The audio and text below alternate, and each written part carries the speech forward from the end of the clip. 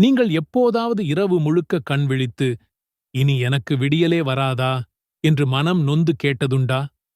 உலகம் மொத்தமும் ஆழ்ந்த தூக்கத்தில் இருக்கும்போது உங்கள் மனம் மட்டும் அதிவேகமாக ஓடி ஒரு விதமான நிம்மதியின்மையை உணர்ந்ததுண்டா? ஒரு நிமிடம் அந்த இருள் நம்மை முழுவதுமாக விழுங்கிவிடுமோ, அது நீண்டு கொண்டே போகுமோ என்று கூடத் தோன்றும். ஆனால் கேளுங்கள், ஒவ்வொரு கரும் இருளுக்கும் பிறகு ஒரு புதிய விடியல் வருவது போல உங்கள் வாழ்க்கையில் சூழ்ந்திருக்கும் துன்பங்களுக்கும் ஒரு முற்றுப்புள்ளி உண்டு. அந்த முடிவை, அந்த நம்பிக்கையைச் சொல்லும் ஒரு அற்புதமான ரகசியம் விடியற்காலையின் மீது சத்தியம் செய்து தொடங்கும் ஒரு புனிதமான அத்தியாயத்தில் மறைந்திருக்கிறது. அதுதான் சூரத்துல் ஃபஜ்ர். இன்று நாம் அந்த ரகசியத்தை பிரித்துப் பார்க்கப் போகிறோம். அதை உங்கள் வாழ்க்கைக்கு எப்படி பயன்படுத்தலாம் என்று பார்க்கப் போகிறோம். உண்மையைச் சொல்லுங்கள், செல்வம் கொட்டிக் கிடந்தும் ஏதோ ஒரு பாரம் நெஞ்சை கனக்கச் செய்து கொண்டே இருக்கிறதா?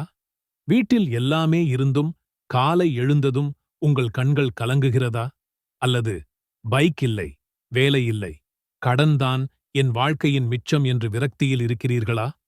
ஆச்சரியமாக இருக்கலாம், ஆனால் இந்த இரண்டு நிலைகளும் ஒரே மாதிரியான வலியைத்தான் தருகின்றன. ஒருவனுக்கு காசு குவிகிறது, சொத்து சுகம் பெருகுகிறது, ஆனால் மன நிம்மதி என்பது எட்டாக் கனியாகவே இருக்கிறது. மற்றொருவனுக்கோ காசே இல்லை, அதனால் சமூக அவமானம், குடும்பத்தில் சண்டை, எதிர்காலம் குறித்த பயம். இரண்டும் வெவ்வேறு வடிவங்களில் வந்தாலும் அடிப்படையில் இவை இறைவன் கொடுக்கும் கடுமையான சோதனைகள்தான். இஸ்லாம் இதை மிக எளிமையாகவும் ஆழமாகவும் விளக்குகிறது. இது இரண்டும் இறைவன் நமக்கு வைக்கும் தேர்வுகள். தேர்வு என்றால் சும்மா பாஸ் மார்க் வாங்கிப் போவது அல்ல. நமக்குள் நாம் எப்படி ரியாக்ஷன் காட்டுகிறோம், இந்தச் சூழ்நிலைகளை நாம் எப்படி எதிர்கொள்கிறோம் என்பதை பதிவு செய்யும் ஒரு கேமரா போல இந்த வாழ்க்கை. செல்வம் வரும்போது, என் இறைவன் என்னை கண்ணியப்படுத்தினான், எனக்கு அருள் புரிந்தான் என்று சொல்லித் தலை நிமிர்ந்து நன்றியுடன் நடக்கிறோமா? அல்லது அந்தச் செல்வத்தை மட்டுமே நம்பி இறைவனை மறந்து ஆணவத்துடன் திரிகிறோமா? அதேபோல வறுமை வந்தால், என் இறைவன் என்னை அவமானப்படுத்திவிட்டான், என்னை கைவிட்டுவிட்டான் என்று சொல்லிக் கீழே விழுந்து விரக்தியில் ஊழல்கிறோமா? அல்லது இந்த வறுமையிலும் இறைவனின் கருணையை நம்பி பொறுமையுடன் போராடுகிறோமா? இந்த இரண்டு வாக்கியங்களும் குர்ஆனில் நேரடியாகவே வருகின்றன. அல் ஃபஜ்ர் 15 மற்றும் 16வது வசனங்களில். இந்த வசனங்களின் ஆழமான பொருளை நாம் புரிந்து கொண்டால், உங்கள் இருள் உங்கள் கைகளில் இல்லை என்பது தெளிவாகப் புரியும். செல்வம் வருவதும் வறுமை வருவதும் உங்கள் கட்டுப்பாட்டில் இல்லை. ஆனால் அந்த இருளுக்கு நீங்கள் எப்படி ரியாக்ஷன் காட்டுகிறீர்கள் என்பது மட்டுமே உங்கள் கைகளில் இருக்கிறது. சூரத்துல் ஃபஜ்ர் தொடங்கும் விதத்தை பாருங்கள். விடியற்காலையின் மீது சத்தியமாக. எவ்வளவு சக்தி வாய்ந்த ஒரு ஆரம்பம்! ஏன் இறைவன் விடியற்காலையின் மீது சத்தியம் செய்கிறான்?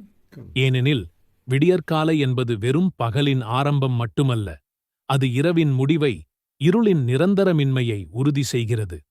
ஒவ்வொரு நாளும் இயற்கை நமக்கு ஒரு நேரடி நினைவூட்டலைத் தருகிறது. இருள் என்பது நிரந்தரம் அல்ல, அது நிச்சயம் அகலும். அதேபோலத்தான் உங்கள் தலையில் இருக்கும் கடன், உங்கள் நெஞ்சில் குடிகொண்டிருக்கும் கவலை, உங்கள் உடலை வாட்டும் நோய், உங்கள் ஒற்றைப் பையனின் எதிர்காலம் குறித்த பயம், இவை எதுவுமே நிரந்தரமல்ல. சூரா அத்துடன் நிற்கவில்லை. அது தொடர்கிறது. 10 இரவுகள் மீது சத்தியமாக, இரட்டை மற்றும் ஒற்றை எண்கள் மீது சத்தியமாக. இது வெறும் எண்களோ இரவுகளோ அல்ல. இது காலத்தின் சுழற்சியைச் சொல்கிறது. ஒரு நாள், ஒரு வாரம், ஒரு மாதம் காலம் ஓடிக்கொண்டே இருக்கும்போது, எண்கள் கூட மாறிக்கொண்டே இருக்கும்போது, உங்கள் சூழ்நிலை மட்டும் ஏன் மாறாது? இந்த வசனங்கள் இறைவனின் படைப்பில் உள்ள ஒழுங்கையும் காலத்தின் மாற்றத்தையும் சுட்டிக்காட்டுகின்றன. காலம் மாறும், சூழ்நிலையும் மாறும் என்ற நம்பிக்கையை விதைக்கின்றன. பிறகு சூரா வரலாற்றின் பக்கங்களை திருப்புகிறது. ஆத், சமூத், பிரவுன், இவர்கள் எல்லாம் செல்வத்திலும் அதிகாரத்திலும் மிதந்தவர்கள். ஆத் கூட்டத்தினர் பெரிய பெரிய சுரங்கங்களை வெட்டி வானுயரக் கட்டிடங்களைக் கட்டி, நாங்கள்தான் இந்த உலகின் பலசாலிகள், எங்களை யாராலும் அசைக்க முடியாது என்று ஆணவமாகப் பேசினார்கள். ஆனால் அல்லாஹ் அவர்களை ஒரு பயங்கரமான காற்றால் அடியோடு அழித்து எடுத்தான்.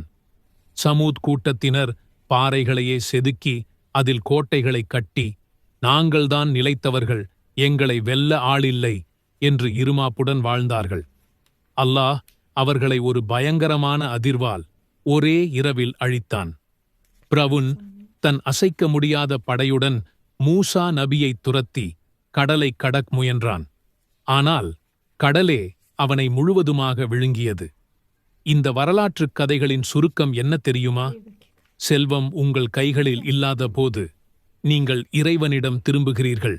ஆனால் செல்வம் உங்கள் கைகளில் இருக்கும்போது இறைவன் உங்களிடம் திரும்புகிறான். அது ஒரு சோதனையாக. இந்த இரண்டும் விடியலுக்கு முன் வரும் இடையூறுகள், தடுமாற்றங்கள். இறைவன் உங்களைச் சோதிக்கிறான். இந்தச் சோதனைகளை நீங்கள் எப்படி பொறுமை காக்கிறீர்கள், எப்படி இறைவனை நம்புகிறீர்கள் என்பதைத்தான் அவன் பார்க்கிறான். உலகமே உறங்கிக்கிட்டு இருக்கிற அந்த நேரத்துல, சுத்தி இருக்கிற எல்லாமே அமைதியில மூழ்கி இருக்கும்போது நம்ம படுக்கையை விட்டு எந்திரிக்கிறது ஒன்னும் சாதாரண விஷயம் இல்ல. அது நம்ம மனசுக்கும் ஷைத்தானோட ஊசலாட்டத்துக்கும் நடுவுல நடக்கிற முதல் போர். அந்த போர்ல நீங்க ஜெயிச்சு உளு செஞ்சு தொழுகை விரிப்புல நிக்கிறப்போ நீங்க தனியா நிக்கல. ராத்திரி முழுசும் உங்களை பாதுகாத்த வானவர்களும் பகல் முழுசும் உங்களை பாதுகாக்கப் போற வானவர்களும் உங்களுக்கு பின்னாடி அணிவகுத்து நிக்கிறாங்க. யோசிச்சு பாருங்க, இது எவ்வளவு பெரிய மரியாதை! இந்த ஒரு சிந்தனையே நம்ம ஃபஜர் தொழுகையோட தன்மையை மொத்தமாக மாத்திடக்கூடிய சக்தி கொண்டது. நாம் ஒவ்வொரு நாளும் ஃபஜர் தொழுகைக்காக நிற்கும்போது இந்த பூமியில் ஒரு மிகப்பெரிய தெய்வீக சந்திப்பு நடக்குதுன்னு உங்களுக்கு தெரியுமா? இரவையும் பகலையும் நிர்வகிக்கிற 2 மகத்தான வானவர் கூட்டங்கள் நமக்காக நாம இறைவனோட முன்னாடி நிக்கிற அந்த ஒரு தருணத்துக்காக ஒன்னு சேர்றாங்க. இது வெறும் கற்பனை இல்லைங்க. இஸ்லாம் நமக்கு கத்துக் கொடுக்கிற ஒரு ஆழமான ஆன்மீக உண்மை. அந்த அமைதியான அதிகாலை பொழுதில நீங்க உங்க கதகதப்பான படுக்கைய விட்டு ஸ்தாக்கும்போது நீங்க ஒரு சாதாரணமான வேலையை செய்யல. நீங்க ஒரு தெய்வீக நிகழ்வுல பங்கெடுக்கிறீங்க. அந்த நிகழ்வு உங்க நாள் முழுவதுக்கும் அல்லாஹ்வின் பாதுகாப்பையும் அருளையும் வாரி வழங்குது. ஃபஜர் தொழுகையோட இந்த ஆன்மீக உயரத்தைப் பற்றியும் உங்கள் மீது இறைவனின் கருணை எப்படி பொழியுது என்பதைப் பற்றியும் தான் நாம இன்னைக்கு விரிவாக பார்க்கப் போறோம். ஃபஜர் தொழுகையை மற்ற தொழுகைகளிலிருந்து எது தனித்துக் காட்டுகிறது தெரியுமா? அதன் பாங்கொலியில் ஒளிந்திருக்கும் அந்த ஒரு வாக்கியம்தான். அதை விட தொழுகை மேலானது. இது வெறும் தொழுகைக்கான அழைப்பு மட்டுமில்லை. இது ஒரு ஆழமான நினைவூட்டல். இந்த உலகத்தின் தற்காலிக சுகத்தை விட நம்மை படைத்தவனுடனான தொடர்பு எவ்வளவு உயர்ந்தது என்பதை உணர்த்தும் ஒரு அழைப்பு. ஏன் இந்த குறிப்பிட்ட தொழுகைக்கு மட்டும் இவ்வளவு முக்கியத்துவம்? ஏன்னா இந்த நேரத்துல எந்திரிக்கிறது மனுஷ இயல்புக்கு ரொம்பவே சவாலானது. கதகதப்பான படுக்கை, போர்வை, ஆழ்ந்த உறக்கம்னு எல்லாமே நம்மள இழுத்துப் பிடிக்கும். ஷைத்தான் அவனோட முழு பலத்தோட இன்னும் ராத்திரி இருக்கு, தூங்கு என்று நம்ம காதுகள்ல ஊதுவான். நபி ஸல்லல்லாஹு அலைஹி வஸல்லம் அவர்கள் சொன்னது போல, தூங்குற ஒருத்தரோட பிடரியில ஷைத்தான் 3 முடிச்சுகளைப் போடுறான். நீங்க கண் விழித்து அல்லாஹ்வை நினைக்கும்போது முதல் முடிச்சு அவிழுது. நீங்க உலூஜ் செய்யும்போது 2வது முடிச்சு அவிழுது. நீங்க தொழுது முடிக்கும்போது 3வது முடிச்சும் அவிழ்ந்துடுது. அதுக்கப்புறம் பாருங்க, உங்க நாள் சுறுசுறுப்பாகவும் மன அமைதியுடனும் தொடங்கும்.